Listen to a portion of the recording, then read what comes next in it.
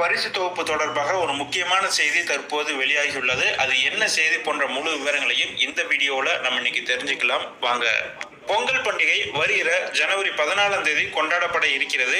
இதையொட்டி பொங்கல் பண்டிகை சிறப்பாக கொண்டாட அனைத்து அரிசி குடும்ப அட்டைதாரர்கள் மற்றும் இலங்கை தமிழர் மறுவாழ்வு முகாம்களில் வசிக்கும் குடும்பத்தினருக்கு தலா 1 கிலோ பச்சரிசி, 1 கிலோ சர்க்கரை மற்றும் ஒரு முழு கரும்புடன் கூடிய பொங்கல் பரிசு தொகுப்பு வழங்கப்படும் என்று தமிழக அரசு கடந்த சில நாட்களுக்கு முன் அறிவித்தது.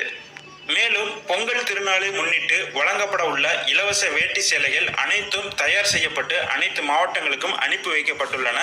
பொங்கல் பரிசு தொகுப்புடன் இவற்றையும் சேர்த்து வழங்குவதற்கு தேவையான நடவடிக்கைகள் மேற்கொள்ளப்பட்டு வருவதாக தமிழக அரசு சார்பில் தெரிவிக்கப்பட்டது. இந்த சூழலில் பொங்கல் பரிசு தொகுப்பு பெறுவதற்கான டோக்கன்கள் வருகிற ஜனவரி 3ஆம் தேதி முதல் விநியோகம் செய்யப்படும் என்று தமிழக அரசு அறிவித்திருந்தது. மேலும் டோக்கன்களில் நாள், நேரம் உள்ளிட்ட தகவல்கள் இடம்பெற்றிருக்கும் என்றும் தங்களுக்கு குறிப்பிடப்பட்டுள்ள தேதியில் பொதுமக்கள் நியாய விலை கடைகளுக்கு சென்று பரிசு தொகுப்பை பெற்றுக்கொள்ளலாம் என அரசு தரப்பில் கூறப்பட்டிருந்தது. இந்த நிலையில் ரேஷன் கடைகளில் பொங்கல் பரிசு தொகுப்பு வருகின்ற 9ஆம் தேதி முதல் விநியோகம் செய்யப்பட உள்ளதாக கூட்டுறவுத்துறை தெரிவித்துள்ளது.